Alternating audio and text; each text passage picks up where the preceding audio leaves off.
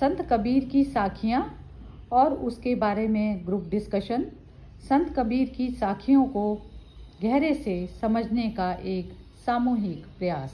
Page 57 और ये हमारा 5वां दोहा। माया केड़े सींगड़ा, लंबे नौ हाथ, आगे मारे सींगड़ा, पाछे मारे लात। माया ऐसा जानवर है कि उसके मस्तक पर 9 हाथ के लंबे लंबे सींग हैं। वह जब आती है तब मनुष्य को सींगों से मारकर उसकी छाती तान देती है, और जब जाती है तब लातों से मारकर उसे हताश कर देती है। विशेष ये एक एक ही करें कैसे? नहीं पूरे पढ़ दीजिए आप तो। अच्छा, ये विशेष भी पढ़ दूं? संख्या के ये पढ़ना या अगला ही छोड़ दीजिए इसको। आजा का घर अमर है, बेटा के सिर भार, 3 लोक नाती ठगा, पंडित करो विचार। अजन्मा चेतन जीवन का स्वरूप और उसकी स्थिति अविनाशी है। बेटा मन के सिर पर संसार के व्यवहार का बोझा है, परंतु कमादी मनोविचार रूपी नातियों ने त्रिगुणी जीवों का धोखा देकर उन्हें दरिद्र बना दिया है। हे पंडितों, विवेकियों, इस बात पर विचार करो और मनोविकारों का सर्वथा त्याग करो तथा मन से जीवन का उचित व्यवहार करते हुए अपने अजन्मा तथा अविनाशी चेतन स्वरूप में स्थित हो। सूम सदा ही उद्धारे, दाता जाए नरक, कह कबीर ये साखी सुनी, तू मत जाहू सरक। जो साधक अपने व्यय का कभी ना दान कर सूम की तरह सदैव उसकी सुरक्षा करता है, उसका ही उद्धार होता है, और जो उसका दान करता है वह नरक में जाता है। कबीर साहब कहते हैं कि इस साखी को सुनकर आज से तुम भी इसके विषय में पक्के सूम बन जाओ और सावधान रहना, कभी इस प्रतिज्ञा से फिसलना नहीं। कुल छोड़े कुल उबरे, कुल राखे कुल जाए, राम निकुल कुल भेटिया, सब कुल गया बिलाए। कुल जाति आदि का अहंकार छोड़ देने से संपूर्ण प्रकार के उद्धार होते हैं, और उसका अहंकार रखने से संपूर्ण प्रकार का पतन है। अंतरात्मा तो कुल वर्ण से रहित शुद्ध चेतन है। उसका बोध हो जाने पर कुल वर्ण आदि का सारा अहंकार नष्ट हो जाता है। यही तो चल मेरे ख्याल से एक और कर दीजिए। एक और कर, ठीक है। सांझ पड़ी दिन ढल गया, बागिन घेरी गाय बेचारी ना भरी, बाग ना भूखी जाए। जीवन रूपी दिन ढल गया और अंतिम अवस्था रूपी संध्या आ गई। मृत्यु रूपी सिंहनी ने देहाध्यासो जीव रूपी गाय को घेर लिया। अविनाशी होने से जीव रूपी गाय नहीं मरती, परंतु मृत्यु रूपी सिंहनी भूखी भी नहीं जाती, जीव शरीर का वियोग करा देती है। हाँ जी सुरेश जी, आप ही बताइए इसके बारे में पहले। बिल्कुल। तो आज हालांकि मैं नीलम जी को मैंने बताया था कि मैं न जाने किस स्थिति में हूँ, फिर भी चलिए। तो ये पहला पद है, माया केरे सिंगड़ा, लंबे 9 हाथ, आगे मारे सिंगड़ा, पाछे मारे लात। तो ये तो अपन कई बार चर्चा कर चुके हैं कि कबीर साहब का जो भाषा है वो बिल्कुल ऐसे लोगों तक पहुंच जाए जो उसके शाब्दिक अर्थ को समझते हो, कोई फिलोसफिकल ऐसी चीजें नहीं। तो सभी लोग जानते हैं कि गांव के जीवन में बैल होता है और उसके सींग होते हैं लंबे लंबे, और कोई बैल ऐसा भी होता है कि जो मारता है, मतलब दौड़ता है, मारता है लोगों को, और लोग भागते हैं और वो मारने के लिए दौड़ता है। तो उन्होंने एक तरह से रूपक लिया है ये, माया करे सिंगड़ा लंबे 9 हाथ। इसका मतलब उन्होंने कई जगह कहा है कि माया मरी न मन मरा, मर जाए शरीर, आशा तृष्णा ना मरी, कह गए दास कबीर। है ना। और भी कई पदों में माया के ऊपर काफी बात उन्होंने की है और माया को समझाने का समझने का प्रयत्न किया है कि जैसे माया महाठगनी हम जानी, है ना। काहू के घर हीरा हो बैठी, काहू के कोड़ी कानी, भक्तन में भक्तिन बैठी है, ब्रह्मा के ब्रह्माणी।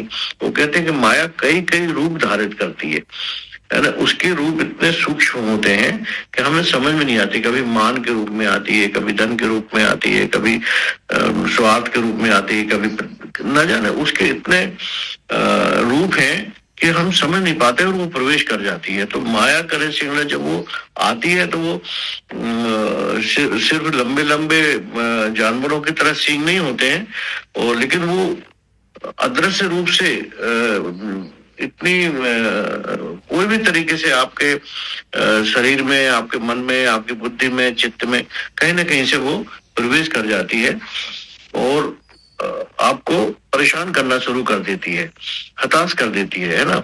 तो ये जो 9 का जो उन्होंने 9 हाथ का मतलब 1 से लेकर 9 तक की संख्या होती है, तो 9 को सर्वोच्च सबसे बड़ा अंक माना जाता है। ऐसा नहीं कहा जाता 10-10 हाथ, 12-12 हाथ, 20-20 हाथ, ऐसा नहीं कहा जाता।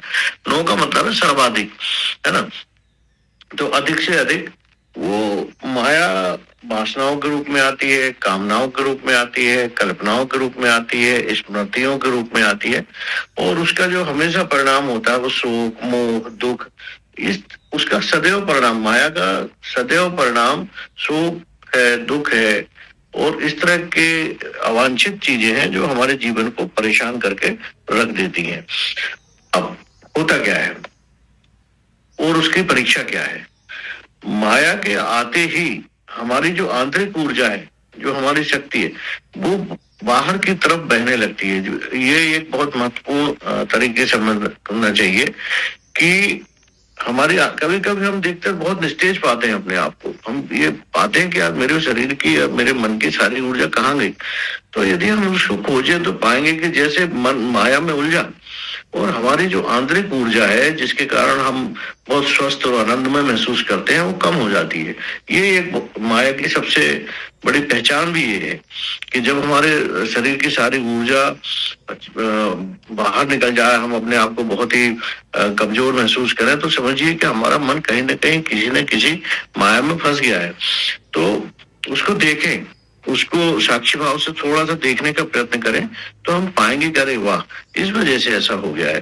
तो एक तो बात यह है कि उसको समझने का तरीका है कि तुरंत हम अपने ध्यान को अपने श्वास पर केंद्रित कर गए या अपने वर्तमान पर केंद्रित करें, क्योंकि माया या तो पिछली चीजों के कारण आती है या तो आगे की चीजों के कारण आती है। आगे का हम बहुत सारा सोच लेते हैं और उसके कारण हम उसमें फंसने की एक तरह से प्रारंभ हो रहा होता है। तो उसका सबसे बड़ी परीक्षा यही है कि हमारी जो आंतरिक ऊर्जा है वो बाहर की तरफ बहने लगती है और और समझ लीजिए कि हम माया में प्रवेश कर गए हैं ना। ऐसे तो हम बहुत सुनते हैं कि माया पर उसकी परीक्षा क्या है ना, उसका तरीका क्या है। ये टेक्निक जब तक हमको नहीं आएगी तब तक हम माया का सामना नहीं कर पाएंगे, क्योंकि बहुत बारीक बारीक स्वरूपों में वो प्रवेश करती है। तो उसका तरीका यही है कि जैसे हमारे शरीर की ऊर्जा है और वो जब बाहर की तरफ बहने लगती है, तो निश्चित रूप से बाहर तरफ ऊर्जा बहेगी तो हमारे आंतरिक ऊर्जा कम होगी। आंतरिक ऊर्जा कम होगी तो चीजों को प्रवेश करने की सुविधा हो जाएगी, तो वो बाहर से प्रवेश करने लगेंगी। तो उसका एक अच्छा तरीका यही है कि हम उसको साक्षी भाव से, दृष्टा भाव से देख लें, करिए क्या हो रहा है। एक तो ये बात है। आगे मारे सिंगड़ा पाछे मारा, और हम इसमें फंसे तो वो दोनों तरफ से हमको परेशान करती है। आगे तो लंबे लंबे सींगों से घायल करती है और हमारे पीछे से भी वो हमको परेशान करती है। तो इस पद का यही अर्थ है। फिर दूसरा है, आजा का घर अमर है, बेटा के सिर भार, 3 लोग नाती ठगा, पंडित करो विचार। जैसे होता है ना, सन होता है, फादर होता है, ग्रैंड फादर होता है, जिसको नाती कहते हैं, बेटा कहते हैं और आजा कहते हैं, दादाजी कहते हैं। तो उन्होंने परम तत्व को, अपने स्वरूप स्थिति को, जो अपना अविनाशी चेतनता है उसको, या चेतना है उसको इन्होंने आजा कहा है। आजा का मतलब दादाजी। और बेटा कहा है जैसे अपने पिता होते हैं उसको मन को, मन बेटा की तरह है। और नाती जो है वो उसके पुत्र की तरह है जो संसार में है ना।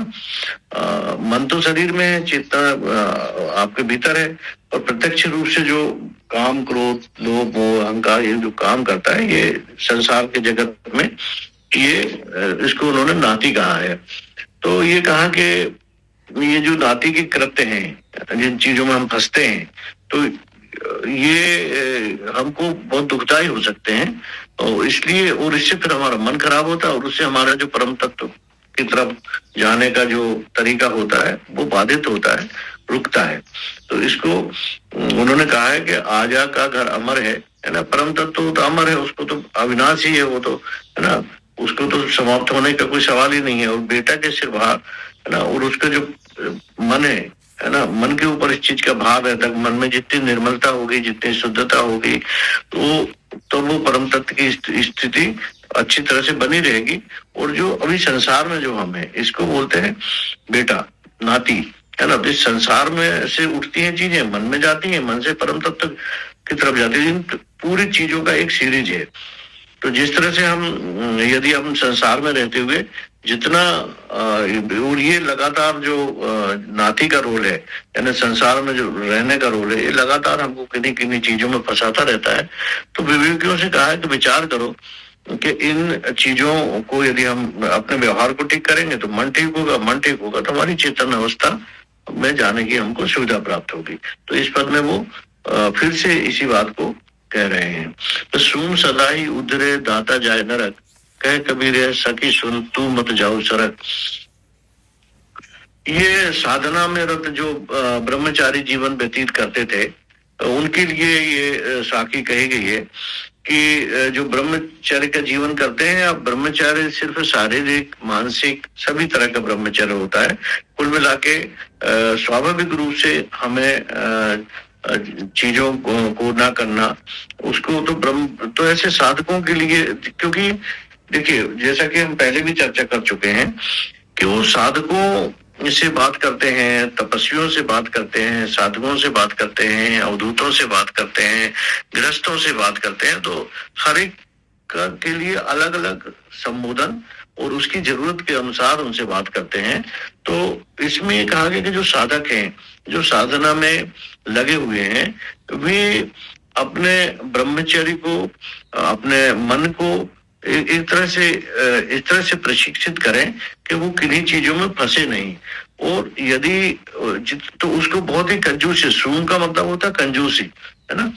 तो जितनी कंजूसी से वो इन चीजों को रखेंगे, अपने ब्रह्मचर्य का पालन करेंगे, और अपने लोभ का, स्वार्थ का, इन सब चीजों को जितने अच्छी तरह से, जितने कंजूसी से वो रखेंगे कि, और यदि उन्होंने इसको खर्च करना चालू किया, तब तो फिर वो बाहर संसार में फंस जाएंगे। फिर उसमें उनको नई नई चीजें आने लगेंगी। इसमें कहते सुन सदा ही उधरे दाता जो लोग इन चीजों को खर्च नहीं करता है अपनी साधना में रहते हुए, तो वो तो अच्छी तरह से उसका उद्धार हो जाता है। पर जो बाहर दुनिया में चला जाता है या उसको ज्यादा से ज्यादा खर्च करने की कोशिश करता है, तो वो फिर अपनी साधना की उस स्थिति को नहीं पा पाता है। ये एक उन्होंने उन साधकों के लिए कहा है जो उस दौरान साधना में रत थे। यदि वो स्त्री संग में चला गया तो उसकी साधना भंग हो जाएगी। यदि वो किसी धन के लालच में चला गया, या वो किसी प्रशंसा के लालच में चला गया, या और किसी लालच में वो चला गया, तो वो कहते हैं कि इसके प्रति कंजूसी रहना ठीक है। और यदि आपने अपने को इस तरह से साधना में रहते हुए अपने आप को फ्री कर लिया, है ना, दाता जाए नरक, है ना, तो जो आपने खोल दिया सारे द्वार अपने मन के, बुद्धि के, तो फिर तो आपको एक तरह से नरक का मतलब एक बुरे स्थान में ही आपको जाना पड़ेगा। कहें कबीर यह साखी सुन तू मत जाओ, तो इस साखी को सुन के तो अपने विवेक को मत खो देना, ये बात वो उनको कह रहे हैं। फिर अगला पद है कुल छोड़े कुल उबरे, कुल राखे कुल जाए, राम निकुल कुल भेदिया सब कुल गया मिलाए। अब ये तो सभी जानते हैं कि हम यदि कुल जाति आदि के अहंकार में पड़े रहेंगे, कहते हैं जाति न पूछो साधु की, पूछ लीजिए ज्ञान, मोल करो तलवार की, पड़ा रहने दो म्यान। तलवार जो काम की चीज है, ये मत पूछो कि साधु तुम कौन सी जाति को हो या सज्जन पुरुष, यदि हमें जाति के, कुल के, धन के, शरीर के, सुंदरता के अहंकार में पड़ गए तो हम एक तरह से एक बड़ी व्याधि में पड़ गए हैं। तो जो लोग अपनी जाति का अहंकार, धर्म का अहंकार, ज्ञान का अहंकार और इन सब चीजों में पड़ जाते हैं तो उनको कोई लाभ नहीं होता। वो कह रहे हैं कि इसको जो छोड़ देता है वो निर्मल हो जाता है, वही इस चीजों से उभरता है। और यदि आपने ये अपना कुनबा बना के रखा है कि मेरी जाति है, मेरी ये है, मेरा वो है, तो फिर आप समझ लीजिए कि फिर आप एक ऐसे घने अंधकार में फंस चुके हैं कि जिससे निकलना बहुत मुश्किल हो जाएगा। तो वो सदैव कहते हैं कि कुल जाति का अहंकार छोड़ देने से आप सभी प्रकार से आप निर्मल हो जाएंगे। और यदि आप इन सबको राम निकुल कुल बेटिया सब कुल गया बिलाए, है ना, तो वो कहते हैं कि जो लोग अपने इन कुल वर्ण से रहित शुद्ध चेतन अवस्था में आ जाते हैं और उसका उनको बोध हो जाता है और तो उनका अहंकार नष्ट हो जाता है। ये अहंकार को नष्ट करने की अभ्यास है कि यदि धीरे धीरे हमारा कहते हैं कि अहंकार कैसे नष्ट हो, तो धीरे धीरे हमको, और ये बात अभी ये नीलम जी थी लेकिन उस दिन ये थोड़े विलम्ब हो गया था, इनको हमने एक बड़ी गहन चर्चा की थी। 100-150 लोग थे जो पूरे देश से आए हुए थे। तो वो आकाशवाणी उनको रिकॉर्ड भी कर रही थी, यदि उसकी लिंक मिल जाएगी तो मैं कभी आपको भेजूंगा। तो एक पूरी ये 4 दिनों की यात्रा के बाद जब सबसे बात की तो उससे अनुभव पूछे कि आप क्यों आए थे यहाँ पर और आपको क्या महसूस हुआ और आगे आप अपने घर जाकर क्या करने वाले हैं। एक स्वर से अलग अलग लोगों से पूछा गया था।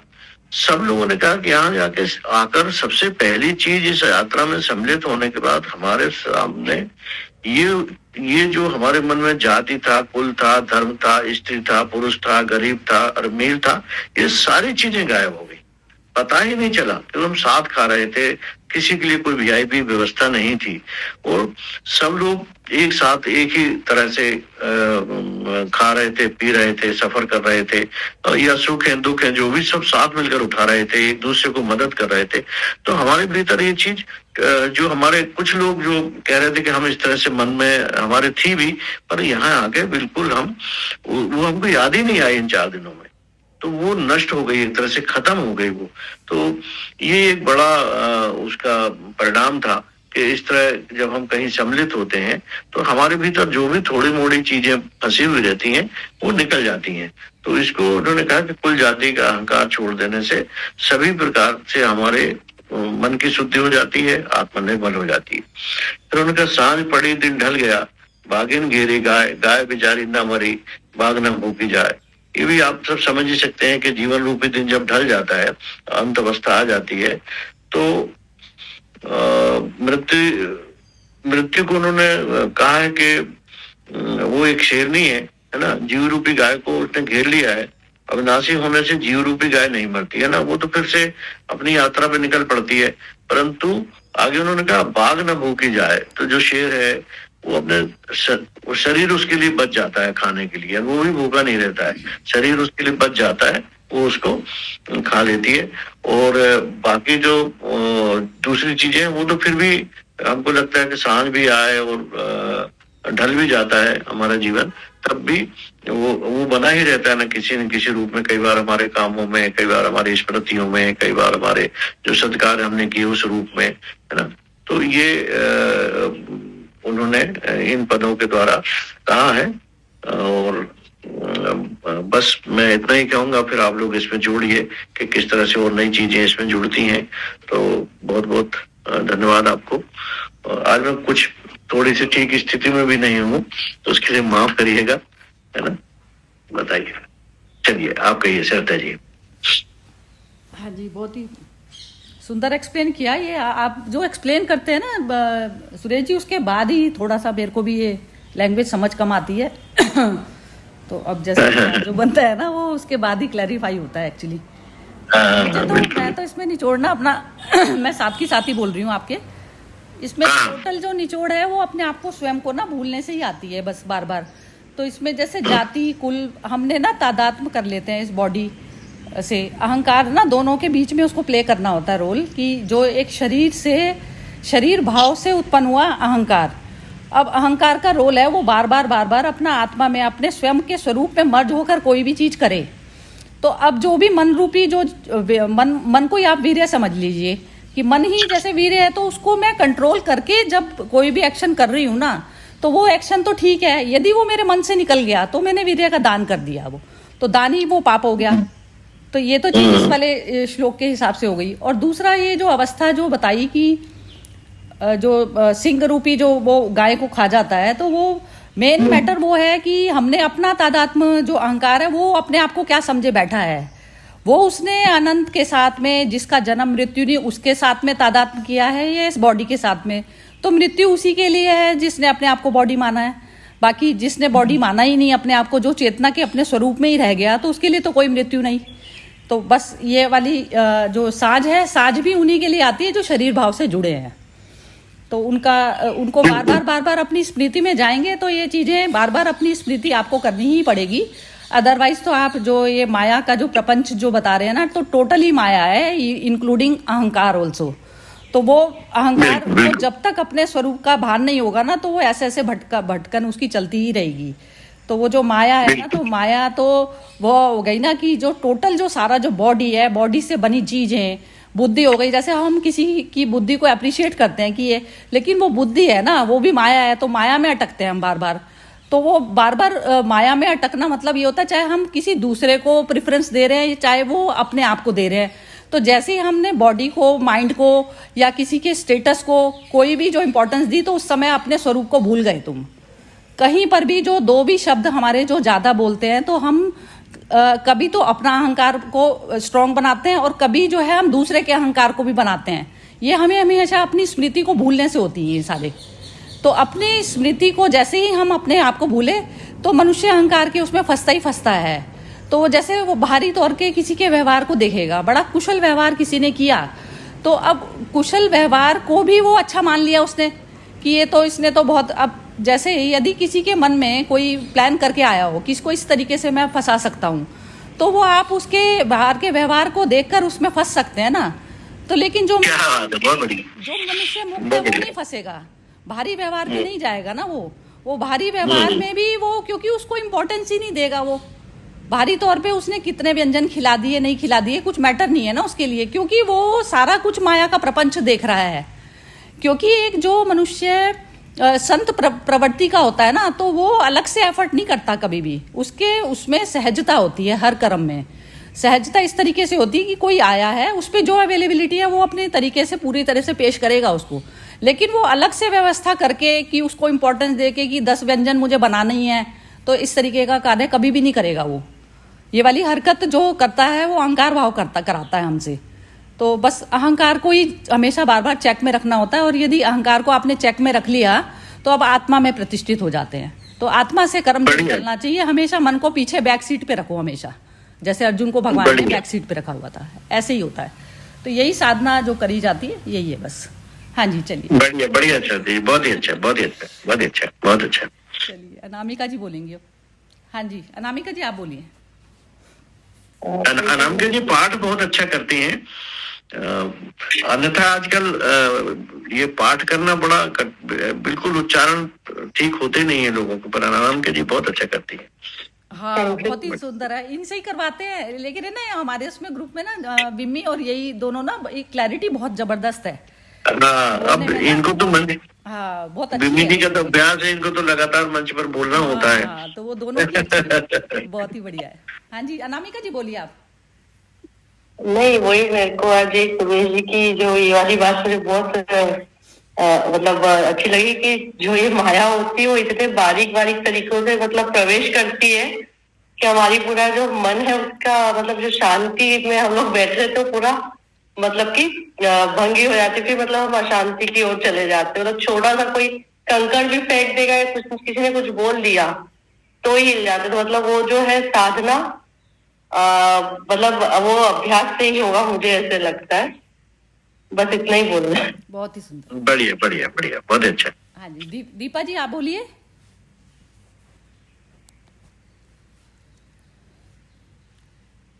हाँ जी दीपा।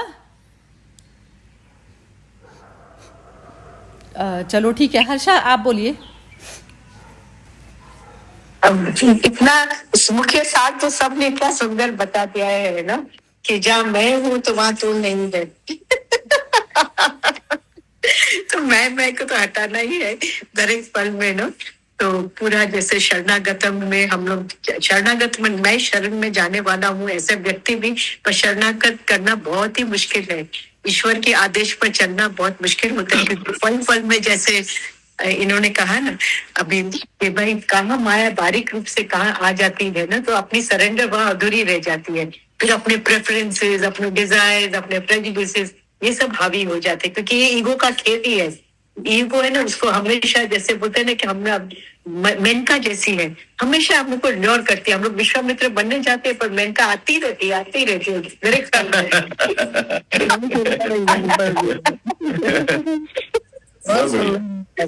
तो क्या हो जाता है कि फिर गुस्से में फिर हम लोग मेनका को भी गाली देते, पर वो भी एक्चुअली अपने रोल बजा रही है खाली टेस्ट करने का लिए।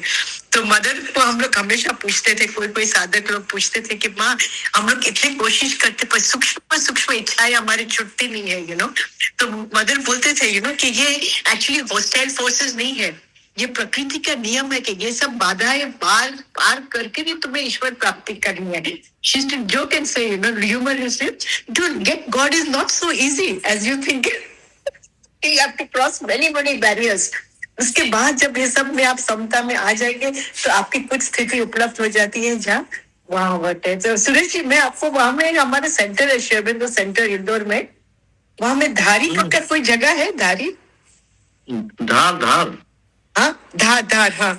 तो वहां में आपको मालूम है, ये आशाराम बापू है ना, उनको किसने बोला कि आप इधर में आश्रय लीजिए, तो आपको कोई पुलिस चौकी नहीं, पुलिस का वो नहीं आएगा ना।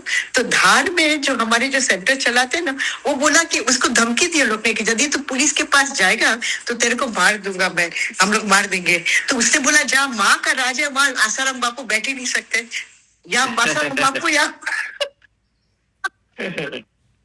तो उन्होंने कैसे कर एक बाहर से मैसेज खाली भेज दिया, call police, I am in danger. तो पुलिस तुरंत आ गई और उसको वहां से उनका पकड़ हुआ, मालूम है, इनका आश्रम से, आशाराम बापू का। तो ये जो स्टोरी जो थी ना, तो उन्होंने कहा कि एक हम लोग निश्चय कर लेते हैं ना कि जहाँ ट्रूथ है, फॉल्सहुड कैन नॉट कम, तो हमेशा हम लोग को हिम्मत रहती है। पर ये जो डेली लाइफ में तो हम लोग का इतनी निश्चय नहीं है कि हम लोग हमेशा ट्रूथ को पसंद करें, तकलीफ उधर हो जाती है। बहुत ही सुंदर, बिल्कुल, बहुत ही अच्छा, बहुत अच्छा सही। हाँ जी, ये कौन है? मोना आप बोलिए।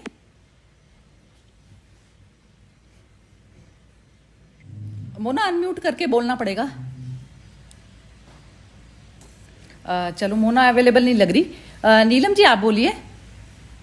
अगर सुरेश जी की आज्ञा हो तो अनिल जी 2 लाइन बोलना चाहते हैं। अनिल हाँ बोलिए। ये किसी के लिए रिस्ट्रिक्टेड थोड़ी है, तो सबके लिए ओपन प्लेटफॉर्म है। अनिल जी नमस्कार।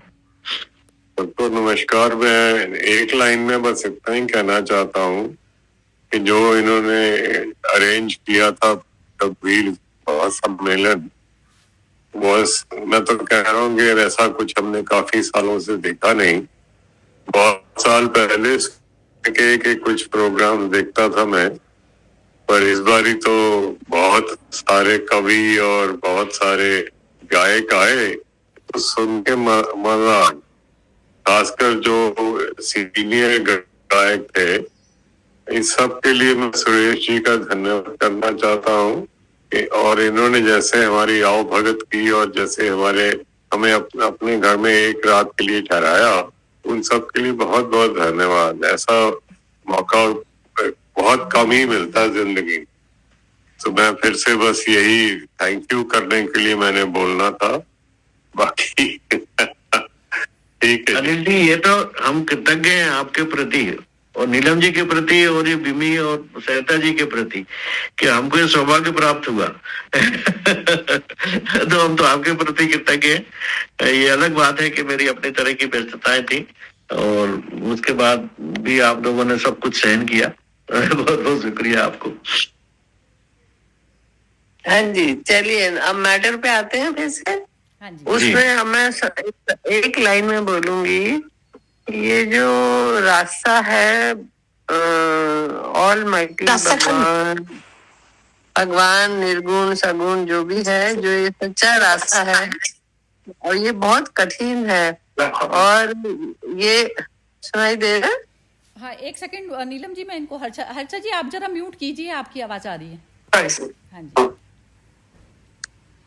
हाँ जी, नीलम जी बोलिए।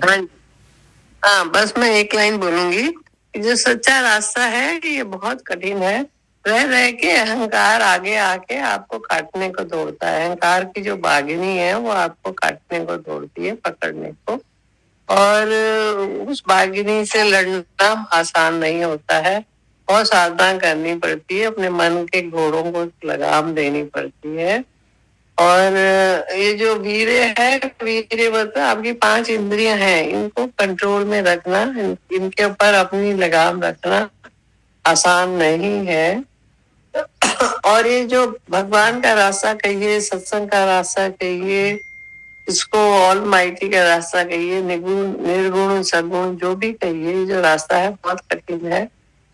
एक टाइम मुझे बार बार याद आती है, कभी सत्संग में सुनी थी दादा लक्ष्मी के, कि ये जो सत्संग है ये साबुन की सीढ़ी है। आप ऊपर चढ़ते हो, फिर फिसलते हो, फिर चढ़ते हो, फिर फिसलते हो। अब हमारा मेन काम, आपका मेन काम यही है कि लगे रहो, साधना करते रहो और करत करत अभ्यास के जड़मती हो सुजान।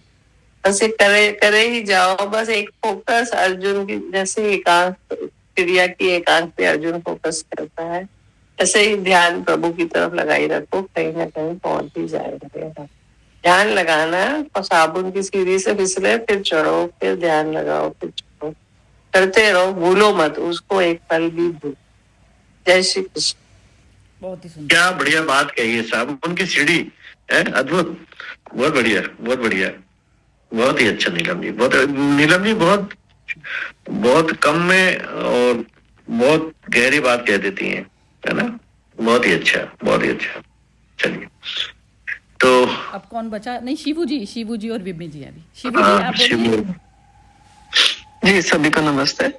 मेरे दिमाग में आप लोग बात कर रहे हैं तो सिर्फ एक ही विचार आया है, वो मैं रखना चाहता हूँ कि सरल हो जाना सबसे कठिन है। अगर हम सरल हो जाएं या हम जितना सहज हो जाएं, सहजता में शायद हम नहीं जीते, हम बहुत सारी परंपराओं में, बहुत सारी चीजों में इधर उधर में उलझ के जीते हैं। तो काम क्रोध मद लोभ को जो हम कंट्रोल करने की बात कर रहे हैं, वो ऑटोमेटिकली शायद कंट्रोल हो जाएंगे अगर हम सहज हो जाए तो। That's it. Thank you so much. बढ़िया शिवू, बहुत ही अच्छा, बहुत अच्छा। मैं शिवू जी की बात पर सुरेश जी बीच में बोल रही हूँ, अभी विमी जी की कमेंट रही हुई है, लेकिन उससे पहले ये सरल और जटिल भी ना, जैसे एक सरलता तो है आपके अंदर, आप सरल रहे हैं, बहुत अच्छी बात है, लेकिन आप जटिल वाली चीज को भी आप नोट कर पाएंगे ना, तो आपको कहाँ पर जो है अपनी उंगली टेढ़ी करनी है और कहाँ पर सीधी रखनी है। तो ऐसा जो है बुद्धों का बिहेवियर इस तरीके से होता है। ऐसी सरलता वो किसी काम की नहीं है कि जहाँ पर आप दुनिया की बेवकूफ़ियों को नज़रअंदाज करते जाएं।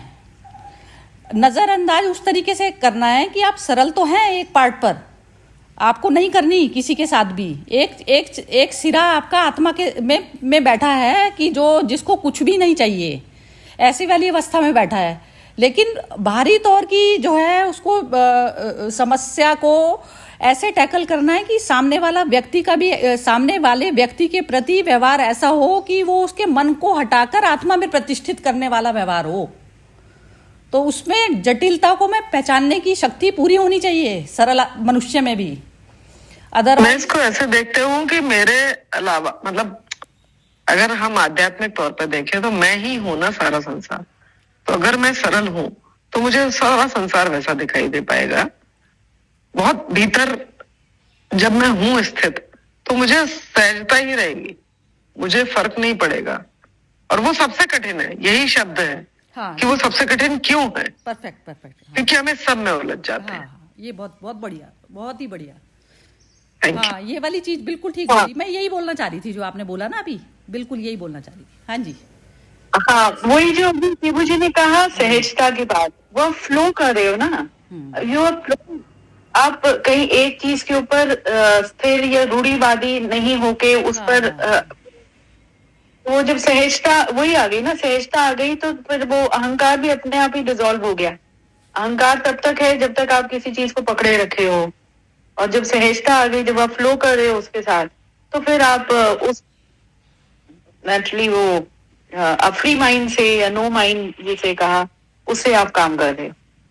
तो हाँ, तो यहाँ ये जो सभी ने वो जो कहा बहुत मतलब आपने जो कि मन को बैक सीट पर रखना है, जैसे अर्जुन ने या जैसे श्री कृष्ण ने अर्जुन को रखा वो, और इन्होंने हर्षा जी ने बहुत अच्छा वो विश्वामित्र का, और मेनका हमेशा उठती रहती है और विश्वामित्र के उसको, तो ये, और फिर जब नीलम जी ने कहा कि वही साबुन की सीढ़ी, तो जीवन में वही है कि ये हमारा वो चलता ही रहेगा, थोड़ा फिसलना, फिर बार बार हमें विश्वामित्र बनना, मेनका आती रहेगी, तो वो सारे मतलब सबने बहुत ही अच्छा। और यही जब कि अपने जब विवेक का कहा कि विवेक का कभी ना दान कर, वो जब सुरेश जी ने कहा कंजूसी, हाँ तो वही मतलब वो कंजूसी हमें रखनी है कि हम अपने मतलब अपने अवेयरनेस को अपने कॉन्शियस होके जिए। और पहला वाला जो था ना माया केड़े सिंगड़ा, मुझे उससे इसको पढ़ते हुए ही ना एकदम यूएसए का ध्यान आया कि जिस तरह से यूएसए वही अमेरिका, माया यूक्रेन के साथ पहले उन्होंने उसको कहते हैं पूरा सपोर्ट किया, और तब ये आया ना, वह जब आती है तब मनुष्य को सींगों से मारकर उसकी छाती तान देती है। तो जब तक यूएसए मतलब माया यूक्रेन को सपोर्ट करती रही, सब कुछ करती रही, तो यूक्रेन भी बड़ा तन के खड़ा रहा और जी फाइटिंग अगेंस्ट रशिया और वो सब कुछ, और जब जाती है तब लातों से मारकर उसे हताश कर देती है। और अब ये ट्रम्प आ गया, इसमें अब यूएसए स्टार्टेड विड्रॉइंग, और अब वो यूक्रेन की हालत तो वही हुई है कि पतली हुई है। तो माया किसी रूप में कि जब वो आ रही है या जा रही है, वो तुम्हें मतलब तोड़ के ही जाएगी। तो हाँ बिल्कुल बढ़िया, बहुत ही अच्छा। मैं थोड़ा वापस आ जाऊं 2 मिनट। हाँ हाँ बिल्कुल बिल्कुल बिल्कुल। हाँ जी, विमी जी तो बिल्कुल संसार की समस्याओं के साथ कंपेयर कर देती हैं, बहुत ही अच्छा लगता है। प्रेजेंट में ले आती हैं सबको। हम पहले तो हम भगवान के उसमें खो जाते हैं, फिर दुनिया के साथ जब उसको कंपेयर करती हैं तो लगता है कि कितना वास्ट इनकी नॉलेज है और कितनी वास्ट थिंकिंग है। हर चीज को एक साथ ये कॉन्सेप्ट सबको सोच के फिर कंसंट्रेट करके एक पॉइंट पे ले आती है। इस स्टेज पे इनका जो एक्सपर्टीज है वो इनकी यहाँ पे बहुत काम आती है हमारे पास। अच्छा, मैं ये कह रही थी, शिबू जी ने कहा कि सहज होना मुश्किल नहीं है, सहज होना बहुत आसान है।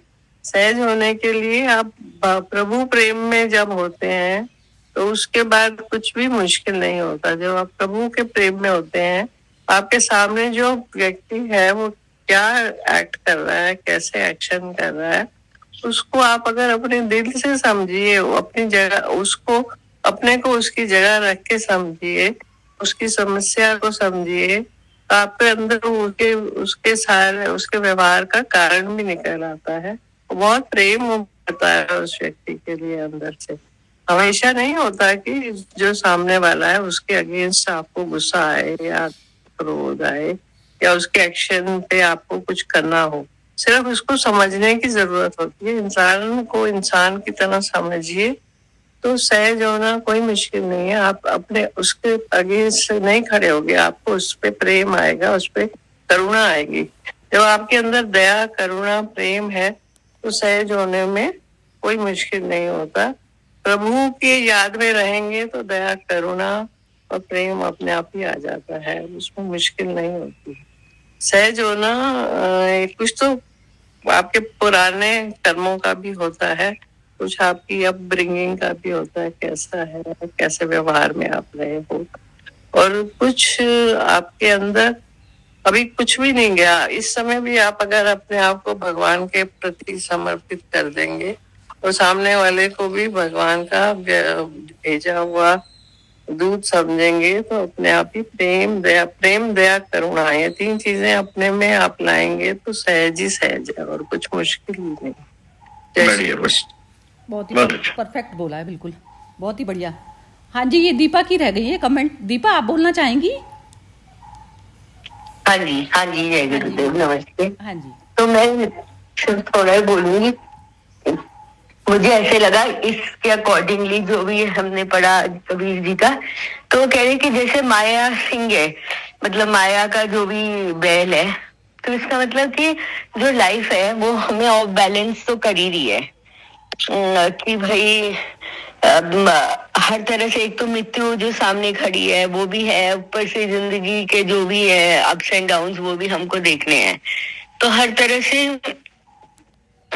हम जीवन से मृत्यु की तरफ जा रहे हैं। मगर उन्होंने कहा जो साधक की बात की है, तो साधक जो है वो कह रहे कि तो अपनी साधना से मत भटक और संसार में मत फंस, क्योंकि कुल जाति उसका अभिमान सब में होता है, और उसको छोड़ना भी मुश्किल होता है। और वैसे भी अगर राग द्वेष को भी छोड़ना मुश्किल होता है, क्योंकि अगर आप कहीं किससे मिलो नहीं तब तो कुछ क्रिएट नहीं हो रहा, आप अलग से बैठे हो, आपका चल रहा है। मगर अगर आप एक सांसारिक उसमें रह रहे हो तो सब कुछ क्रिएट हो रहा है, राग द्वेष भी हो रहा है, बिलनेस भी क्रिएट हो रही है। तो वो बोल रहा है कि उसको छोड़ के तुम साधना करो और तुम उसमें मत भटको, which is obviously very difficult, क्योंकि वो चीज आप शुरू से उसी में जन्मे हो, उसी में मरोगे, तो वो चीज आपको खींचती है बार बार। तो उसके हटा के करना, मतलब वही कह रहे कि तू उसमें मत फंस, तू अपने एक गोल रख और उसमें चलता जा, बस। बहुत ही सुंदर बढ़िया। बोला, बहुत ही जबरदस्त बोला है दीपा आपने, मजा बहुत अच्छा, बहुत ही एक्सीलेंट कमेंट है, जबरदस्त।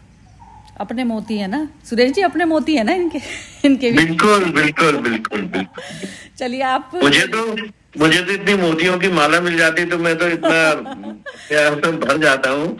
और जब कोई भी व्यक्ति भर जाता है और फिर वो छलकने लगता है ना, तो सबसे पहले तो मेरे को भी लास्ट में जो बिम्मी ने, नीलम जी ने और इन्होंने दीपा ने बोला ना, बहुत ही ज्यादा बढ़िया लगा, मतलब मजा आ गया सुन के, बहुत ही ज्यादा अच्छा था, बहुत ही सुंदर। अभी मोना की कर रही है अभी कमेंट। मोना, आप अवेलेबल हैं बोलने के लिए? हाँ जी, बोलती हूँ। हाँ बोलो। मुझे ये बोलना है, मतलब जो माया, जैसे शुरू में बात हुई थी माया की, माया उतनी ही माया प्रभु की है, तो जैसे प्रभु पावरफुल है ऐसे ही उनकी माया भी बहुत पावरफुल है।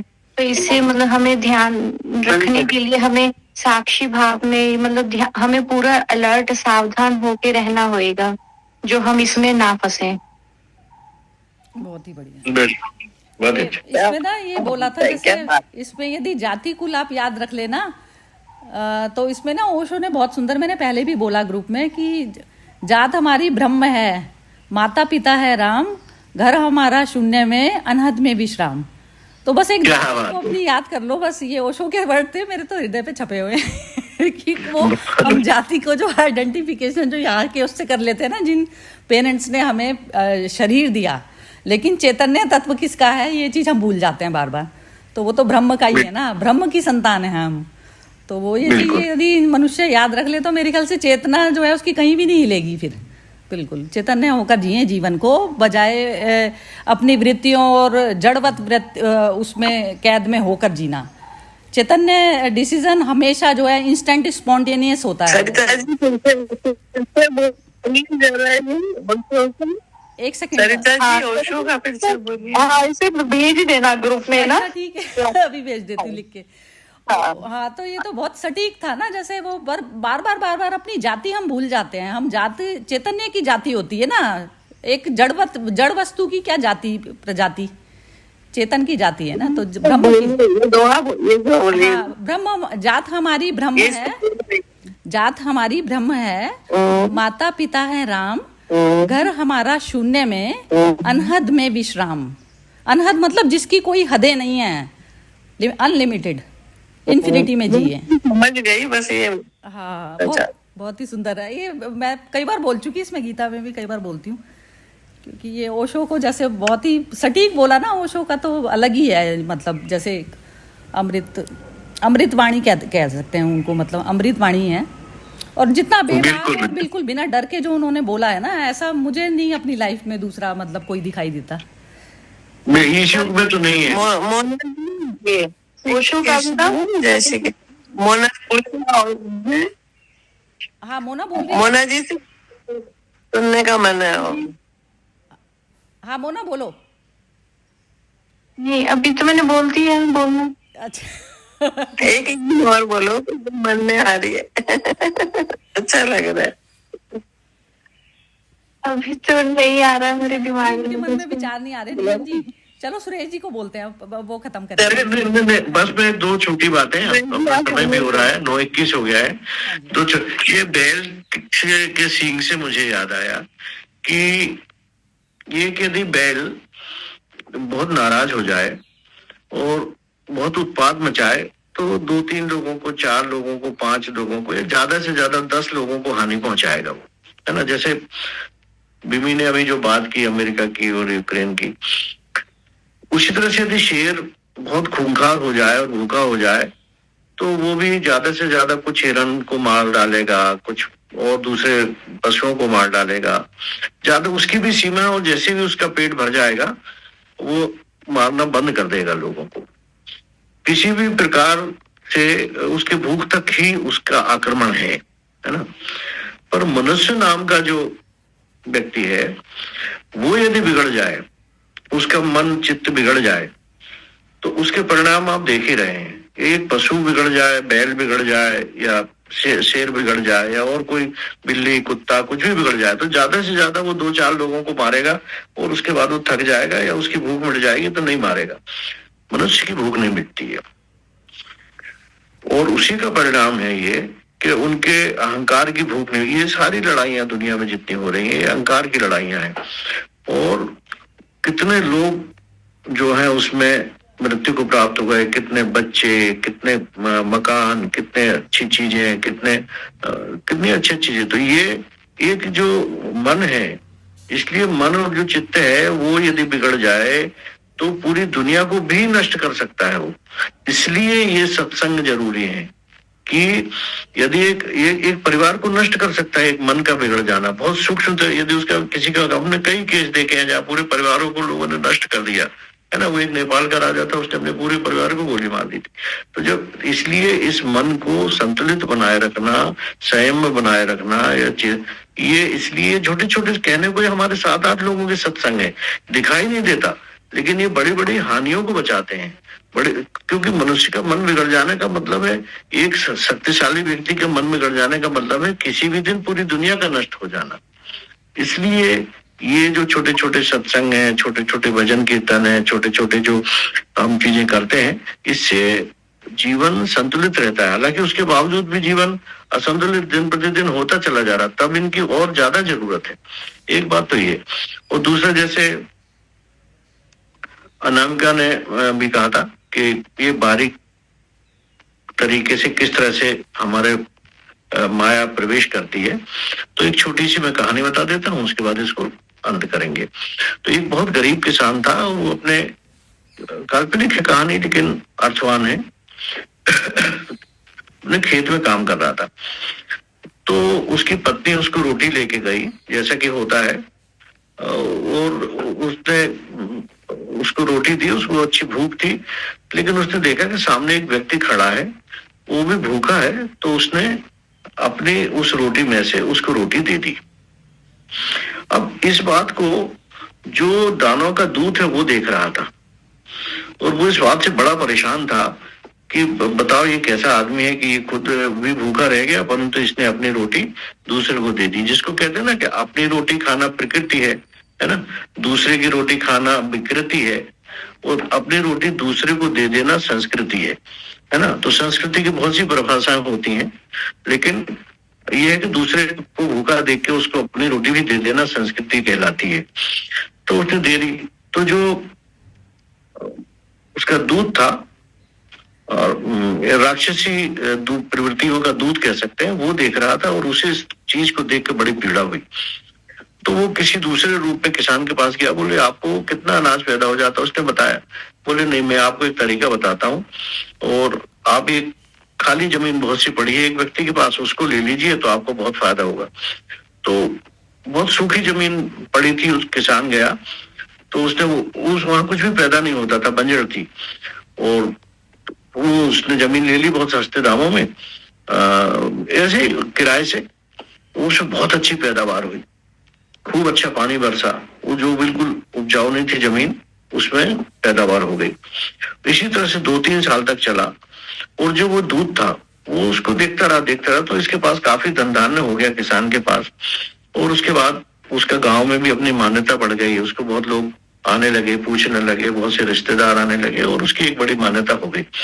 तो उसने अपने घर में एक बड़ा भोज रखा, बड़ी पार्टी रखी, और उस पार्टी में उसने सभी अच्छे से अच्छे लोग, बड़े बड़े लोगों को बुलाया, उनको बैठने का प्रबंध किया, अपनी पत्नी को, बच्चों को, सबको कहा, और सब पार्टी बढ़िया बेहतरीन चल रही थी। उसने शराब वगैरह का बहुत अच्छा इंतजाम, अच्छे से अच्छी शराब बुलाई, क्योंकि अब उसको काफी कुछ धन भी हो गया था, और उसको अपनी प्रतिष्ठा भी बढ़ गई थी, और उसको अपने उसके अनुकूल अपने क्षमता को बताना था कि अब मैं वो गरीब किसान नहीं रह गया हूँ। तो वो सब पार्टी चल रही थी। तो अभी जब पार्टी चल रही थी तो कुछ लोग भूखे और आसपास घूम रहे थे, और देखा कि सब लोगों ने काफी शराब पी ली, और सब लोग गद्द मड्ड हो रहे थे, और इसने किसान ने भी थोड़ी शराब पी ली, और सब चल रहा था। तो बाहर से एक कोई भूखा व्यक्ति कुछ चाहता होगा कि इस तरह से पार्टी देख के, तो ये किसान आया, और उसने, उसकी पत्नी जो थी, उसको थोड़ा सा कुछ सामग्री जो उसने उसकी पार्टी में दी जा रही थी उसको देना चाहा। तो इसने बहुत जोर से उसको रोक दिया, कह रहे तुम क्या इतने ये भूखे नंगे लोगों को अपने घर में घुसने देंगे, कैसी बात कर रही हो, तुम क्या कर रही हो? और उसको धक्का मार दिया, तो उसकी पत्नी को उसकी थाली हाथ से गिर गई।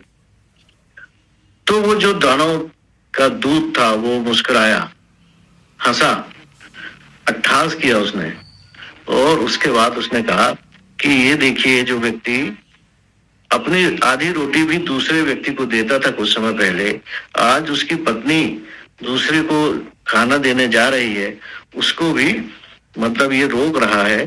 तो देखिए, मैं अपने काम में अब सफल हो गया हूँ। और वो गया और अपने हेड को उसने बताया कि देखिए मैं सफल हो गया हूँ, और ये जो व्यक्ति एक अच्छी उसमें था, ये हमारी उस बिरादरी में आ गया है। तो उसके उसने उसको शाबाशी दी और उसको बहुत धन्यवाद दिया कि शाबाश, तूने बहुत अच्छा काम किया है। तो माया जो है वो ऐसे धीरे से प्रवेश करती है, समझ में नहीं आता है वो कहाँ से प्रवेश कर गई है। और उसने उसको बहुत धन्यवाद दिया कि तुमने बहुत अच्छा काम किया। अब अपनी जो राक्षसी प्रवृत्ति है उसमें आप एक आदमी को और सम्मिलित कर लिया, एक आदमी जो इतना सुसंस्कृत था, उस आदमी को तुमने अब दानव बना दिया है, उसको अपने मोह माया में फंसा लिया है। तो इसी तरह से दुनिया बढ़ती चली जाती है और बहुत लोगों का समूह होता चला जाता है, धीरे धीरे प्रवेश करके एक एक आदमी को खींच खींच के ये प्रवृत्तियां ले जाती हैं। तो बहुत बहुत धन्यवाद, आप लोगों ने बहुत अच्छे से सुना, और इसके लिए आपको मैं किन शब्दों में धन्यवाद दूं। सभी ने बहुत अच्छे विचार व्यक्त किए, उसके लिए बहुत बहुत शुक्रिया, धन्यवाद। चलिए ठीक है, खत्म करते हैं आज का सेशन। चलिए, जी thank you Suresh ji, thank you so much. जी। चलिए, थैंक यू सभी को, धन्यवाद जय श्री कृष्णा। सभी को, जय श्री कृष्ण। जय श्री कृष्ण।